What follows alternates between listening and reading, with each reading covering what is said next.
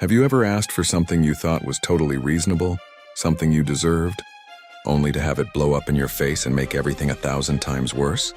If you have, then you know exactly how Moses and Aaron felt in Exodus chapter 5. This chapter is a masterclass in what happens when unstoppable faith meets an immovable tyrant. So picture this: Moses and Aaron, fresh off their burning bush. God sent me pep talk. Finally get the courage to go see the most powerful man in the world. They march right into Pharaoh's court. Can you imagine the scene? The grandeur, the guards, the sheer intimidation. And these two guys, basically shepherds, walk up and say, "Hey Pharaoh, the God of Israel, Yahweh, says, let my people go so they can hold a festival for me in the wilderness." Now you have to appreciate the guts this took. They weren't asking for a raise or a day off. They were demanding a 3-day religious leave for an entire nation of slaves, who happened to be the backbone of Egypt's entire economy. How does Pharaoh react? Exactly how you'd expect a guy who thinks he is a god to react. He basically laughs in their face. His response is legendary in its arrogance. He says, "Who is the Lord that I should obey him and let Israel go? I do not know the Lord, and I will not let Israel go." It's the ultimate power move. He's not just saying no. He's saying, "Your God, never heard of him. He has zero authority here. I'm the one in charge." He then accuses Moses and Aaron of being lazy troublemakers, distracting the slaves from their work. And this is where things go from bad to catastrophic.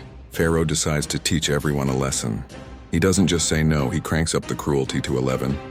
He tells his slave drivers, "You are no longer to supply the people with straw for making bricks. Let them go and gather their own straw. But, and this is the kicker, they must produce the same number of bricks as before." Let that sink in. This is an impossible task. Making bricks from mud and clay required straw as a binding agent. It held everything together. Taking away the straw and demanding the same output is like telling a baker to make the same number of cakes. But taking away the flour, it's not just difficult, it's designed for failure. The people are scattered all over Egypt, desperately searching for stubble to use as straw. The Egyptian foremen are beating the Israelite overseers, screaming, "Why haven't you met your quota?" The suffering is immediate and immense. The very people Moses was sent to save are now in a worse position than ever before. Their burden, which was already unbearable, has been made heavier. And who do they blame? Not Pharaoh. They blame Moses and Aaron.